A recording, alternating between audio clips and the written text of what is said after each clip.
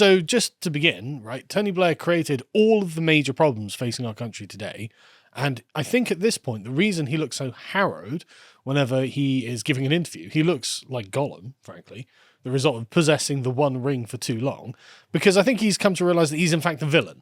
And I mean, his phonology is just morphing to fit it. Yeah, exactly. The appearance of the person has become evident. And so Tony Blair, essentially, he's just walking back everything, right? So let's just begin with devolution, right? So this was a speech he gave in 2001 on devolution. Now, I personally am of the position that devolution was a bloody silly idea, and it's the reason that we have separatist factions alive and well and completely active in mainstream British politics. Didn't happen before Tony Blair, happens now. These people were always fringe lunatics before Tony Blair, because of course no one was voting for them to go to Parliament. Nobody wants a fringe lunatic representing your district in Parliament. However, a nationalist socialist in the local with the European Parliament, right? The EU elections were 40% of Britain's contribution was UKIP. It's go tell the foreigners we hate them. That's basically what people were voting for. And it's the same thing with the devolved parliaments. You get Plaid Cymru and the SNP dominating these two parliaments. And so Tony Blair was saying here, right? He says, devolution to Wales is just part of a much wider programme of constitutional reform designed to move us away from a centralised Britain to a more democratic, decentralised, plural state. So yeah, that sounds so great. No, it doesn't. In 2001, it sounds great. It only sounds good if you're a leftist and has only ever lived in that world. Exactly. And you're isn't democracy good? Exactly. Don't we need more democracy? Doesn't that equal more good? Yeah, exactly. The line is going up, indeed. Exactly, right. And this is exactly it. In 2001, when he wasn't an experienced politician, and he says this quote, and this is just amazing how so many statements from his early career that just age so poorly, right? The Scottish Parliament has meant a radical decline in the number of Scots wanting separation. Based on what, Mr. Blair? In London, there's now an elected assembly and mayor. In Northern Ireland, and look how that's going. In Northern Northern Ireland, everything's going brilliantly. Anyway, they were riven by sectarian division, and now they have a chance at a new future. I think hasn't that Parliament been closed for 20 years now, just because they can't agree on a government? Quite possibly. I haven't looked into it, right? By 2010, he admitted in his autobiography that the devolution thing was a bit of a dangerous game I was playing. It's why? Really? Why were you playing? Again, this is not him being based. This is him coming into contact with reality and be like, oh God, that was a mistake, wasn't it? He said that it risked encouraging separatist sentiment. It's right, so you were lying in 2001 then. Right, so 9 years earlier, you were just flagrantly lying, right? And he said, suggesting doubts about the Scottish Parliament, he hoped he'd done the right thing, but argued on balance it was justified as too much power was previously concentrated in the hands of English MPs at Westminster. That's why the country was good.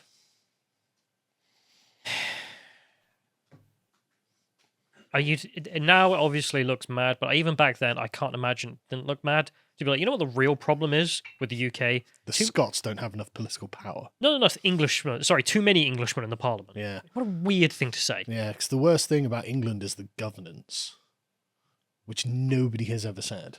No, you know what we need? Celtic governance. I mean, literally, the colonies are okay, we don't want you here, but we wish we had you governing us.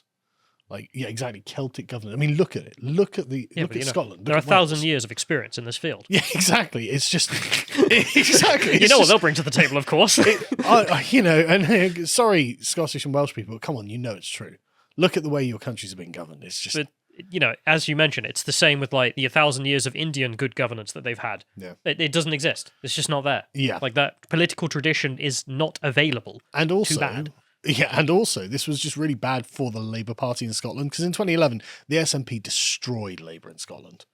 Absolutely hammered them. And it's right, okay, so Tony Blair's, as I say, Scottish nightmare comes true as Alex Salmond trounces Labour. It's what did you expect? What did you expect? You're essentially conceding that Scotland should be an independent country by creating the devolved parliament. So why wouldn't that stoke nationalist fever? It's just mental. But yeah, so Tony Blair was he's got some great quotes. Devolution is a motorway without exits to independence. What? No, it's not. We came really, really close to Scottish independence. And it wasn't that there was no chance of it. It was actually on a bloody knife edge, Tony. And the rest of the motorway is actually leading to it right now. Yeah, where else is it going? Like, we're just not going to get off on the early exit. We're going to get off on the late exit. That's the destination, you moron. Devolution will kill nationalism stone dead, said the Scottish secretary, the Labour Scottish secretary in 1995, just before Blair came to government. Just what world were you living in? You absolute lunatics.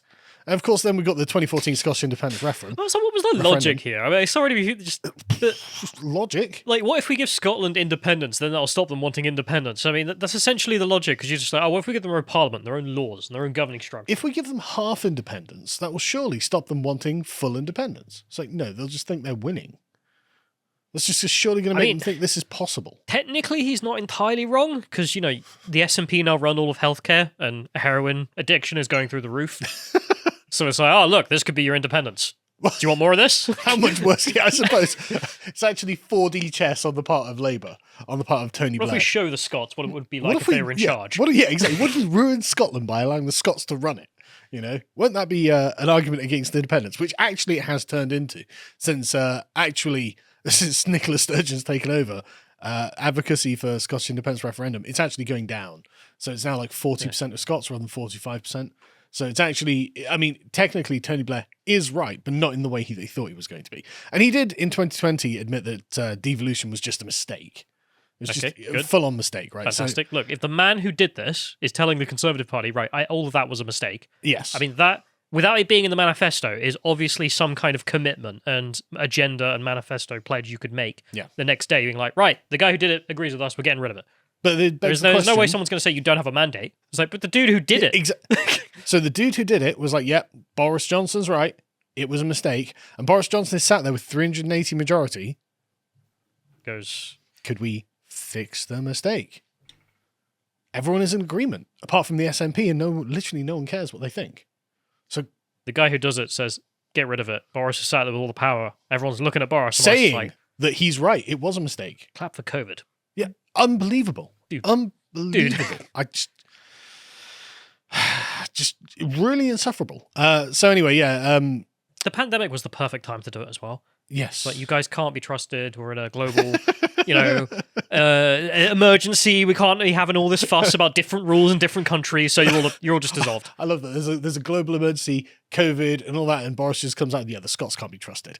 It's like, okay, but what were we talking about? COVID? But everyone would have gone along with it. Well, yeah, no one would have complained. Like, it's the perfect crisis to take hold of. Yes, and actually get stuff done, and just waste it. But anyway, the exact Tony Blair quote is, quote, I feel that we made a mistake on devolution. Yes, I agree. We should have understood that when you change your system of government, so that the more power is devolved, you need to have ways of culturally keeping England, Scotland and Wales very much in sync with each other. Yes, that's right. England is a far-right country, full of conservatives. Even people who are progressive are actually kind of conservative. People such as, Paul Mason and stuff like that. You can see there's a conservative substratum in there because they're English. They literally call themselves Blue Labour. So. Yes. But in Scotland and Wales, they are as woke can be. They are going full-on French Revolution woke.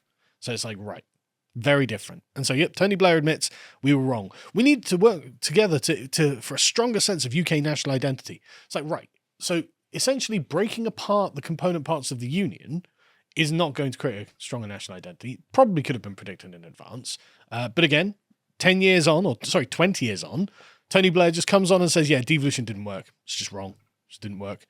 But he's got to cope for this, right? He's got to cope. I mean, look at him. Look at the guy, right? He looks like a man who's been presented starkly with his own failures, doesn't he? He's not the only one either. No? I have mentioned previously, there's some other members of his own cabinet and advisors are all doing the same thing. Oh, really? The most famous one being Trevor Phillips. Oh, yes. Who's a black man, so he gets away with it. Making documentaries just being like, this was all wrong. The cultural problems are way worse than you think. So, this is my expertise. Here's all the data. So essentially, are we worrying that the band is going to get back together and be a really far-right Labour Party? I mean, it'd be funny. I might even vote Trevor for Phillips and the Tony Blair lights just sort of get together. They're like, know what? The kind of anti-Blair party led by Tony Blair and Trevor Phillips and Mandelson and Prescott. Being like, yeah, all of this was a mistake. All the foreigners are bad. We're going to just get rid of it all. AA as campaign manager. To be fair, I probably would vote for that. But he does have a cope, right? He's like, well, if we hadn't implemented devolution, the union would already be in tatters. So there's no evidence for that. And you're creating a hypothetical that doesn't exist, and so we can't test against it, Tony. But anyway, he reportedly called devolution a disaster as well. So yes. To watch the full video, please become a premium member at lotuseaters.com.